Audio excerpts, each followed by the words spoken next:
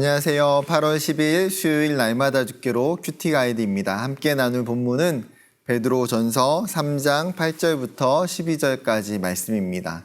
먼저 내용 관찰부터 살펴보겠습니다. 1번 베드로가 마지막으로 말한 교회의 5가지 모습은 무엇입니까? 이 8절에 나타나고 있는 5가지의 모습은 교회의 성도들이 서로 상호간에 어떤 모습이어야 되는지를 권면해 주고 있는 말씀입니다. 첫 번째는 다 마음을 같이 하여라고 말하는데요. 같은 마음을 품어야 된다라는 거예요. 한 공동체에 함께하는 사람들이 같은 마음을 품는다는 것은 굉장히 어려운 일이에요. 정말 많은 대화와 이해와 노력이 전제되는 행동이 같은 마음을 품는 것입니다. 두 번째는 동정하며, 원어로는 함께 고통을 받다라는 의미를 가지고 있습니다. 즉, 그 사람의 아픔, 그 사람의 어려움에 대해서 깊이 있게 공감할 수 있는 것이 동정이죠. 세 번째는 형제를 사랑하며 라고 이야기하는데, 가장 중요한 하나님의 성품이자 하나님 우리에게 말씀하시는 행동은 사랑이에요. 형제를 진심으로 사랑하는 것. 네 번째는 불쌍히 여기며, 다른 사람을 긍휼히 여기는 마음, 불쌍히 여기는 마음. 이 불쌍히 여긴다라는 것은 사실 그 사람을 안타깝게 여기는 마음이 아니에요. 그것을 훨씬 더 뛰어넘어서 누군가 나에게 잘못했을 때에 그것을 용서해 줄 수 있는 마음까지를 성경은 이야기하고 있는 것입니다. 그리고 5번째, 겸손하며, 다른 사람 앞에서 자신을 낮출 수 있는 그 겸손함. 이 5가지가 정말 성도로서 다른 사람과 함께 교제하고 함께 지낼 때에 필요한 중요한 모습이라고 성경은 우리에게 가르쳐 주고 있습니다. 두 번째 질문입니다. 신자가 복을 이어받기 위해 행하여야 하는 모습은 어떤 모습입니까?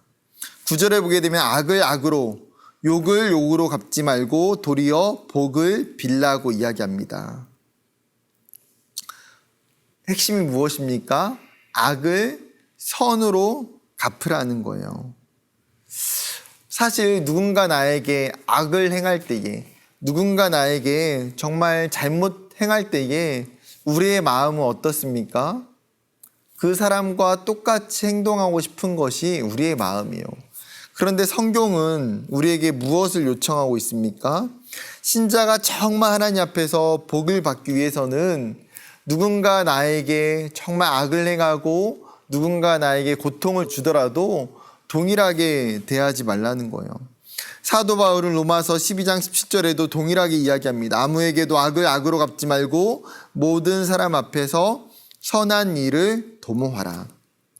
세상의 방식은 악을 동일하게 악으로 갚는 거지만 하나님 나라의 방식은 어떻습니까? 복수가 아닌 사랑이라는 거예요. 선을 통해서 악을 뛰어넘고 덮어버리고 이기는 방식. 그럴 때 이 하나님은 결국은 어떻게 합니까? 이런 자를 하나님의 복으로 채워주신다고 약속하고 계십니다. 세 번째, 생명을 사랑하며 좋은 날을 보기 원하는 자들은 어떤 모습을 보입니까?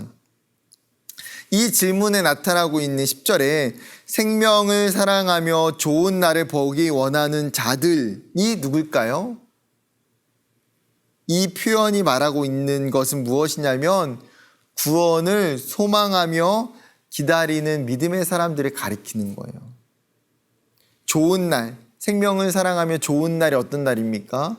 하나님이 우리에게 내세해 주실 그 하나님 나라를 바라볼 수 있는 구원을 소망하는 사람을 이야기합니다. 이 구원받는 성도의 특징이 뭐라는 거예요? 2가지를 이야기하는데, 첫 번째는 혀를 금하여 악한 말을 그치며 그 입술로 거짓을 말하지 말라. 즉 말로 범죄해서는 안 된다는 것입니다. 즉 비방이나 험담이나 욕이나 부정적인 언어를 사용하지 않는 것. 세상에 있는 사람들은 사실 가장 범죄하기 쉬운 행동이 뭐냐면 말로 죄를 짓는 거예요. 내가 그냥 단순하게 한마디 내뱉는 그 말이 다른 사람에게 상처를 주고 다른 사람에게 고통을 주고 다른 사람을 힘들게 하는 죄를 범할 수 있는데 우리가 그것을 잘 인지하지 못할 때가 많다라는 것이죠. 성도에게 중요한 것 중에 무엇입니까? 내 입술로 범죄하지 말라라는 것입니다. 두 번째는 11절에 악에서 떠나 선을 행하고 화평을 구하며 그것을 따르라. 즉 아까 이야기했던 것처럼 악이 아닌 선을 추구하고 행해야 되는데 더 구체적으로 무엇입니까? 그 선을 추구하며 화평을 구해야 된다라는 거예요. 즉 성도는 화평케 하는 사람입니다. 이 화평이라는 단어는 다른 뜻으로 표현하면 평화, 평안이라고 번역할 수도 있어요. 즉 성도는 어떤 사람입니까? 어떤 공동체 안에 어떤 사람들과 함께 할 때에 그 사람들을 평안하게 하는 사람, 그 공동체를 평화롭게 하는 사람이 성도라는 거예요. 거치는 돌이나 부딪히는 사람이 아니라 정말 우리가 구원받은 성도로서 하나님이 우리에게 주신 그 평안, 그 평화를 누리며 다른 사람에게도 그 하나님의 샬롬과 평화와 평안이 흘러갈 수 있게 만드는 저와 여러분이 되기를 소망합니다. 한 가지만 더 살펴보면요. 네 번째 질문인데요. 보복에 대해 나의 감정과 생각을 솔직하게 적어보고 본문은 이런 마음과 어떻게 다르며 왜 그렇게 행동해야 하는지에 대해 묵상해 봅시다. 여러분, 누군가 우리에게 악을 행하고 죄를 지었을 때에 우리의 감정, 우리의 반응에 대해서 사실은 오늘 이 본문이 너무나 잘 알려주고 있어요. 오늘의 말씀을 잘 이렇게 설명을 하고 있는데 제가 한번 읽어보겠습니다. 교회의 모습은 연합과 동정과 형제사랑, 긍휼, 겸손의 모습입니다. 이런 마음이 있는 교회는 보복하지 않고 오히려 축복하는 모습을 보입니다. 그리고 생명을 사랑하며 악한 말을 하지 않고 거짓을 말하지 않습니다. 악에서 떠나 선을 행하고 화평을 구하며 화평하게 하는 삶을 살아갑니다. 진정한 교회의 모습을 우리 교회는 가지고 있습니까?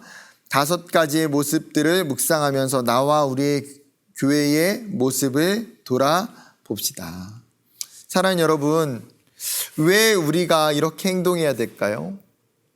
이유는 너무나 간단해요. 하나님은 선하신 분이기 때문입니다.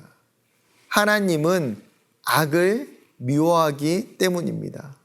그 선하신 하나님이 우리에게 동일하게 그렇게 살기를 요청하고 계시기 때문이에요. 우리가 악에게 악으로 말미암아 지는 것이 아니라 악을 따라가는 길이 아니라 우리로 하여금 선을 따라가는 그 성도의 길을 살기를 원하신다라는 거예요.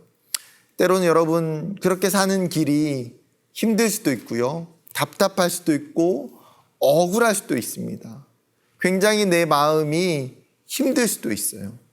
그럼에도 불구하고 결국은 우리가 선으로 말미암아 악을 이길 수 있다는 것을 확신해야 됩니다. 그리고 그것들을 경험해야 돼요.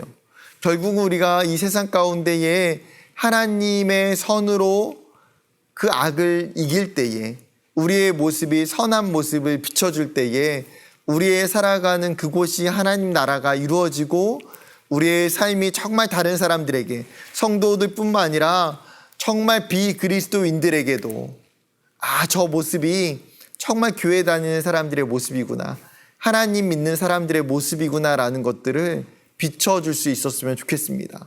여러분, 오늘 성경이 우리에게 요청하고 있는 그 모습들 가운데에 나에게 부족한 것들, 나에게 연약한 것들이 무엇인지를 오늘 하루 생각해 보면서 하나님, 이런 모습들을 하나님 제가 있었으면 좋겠습니다.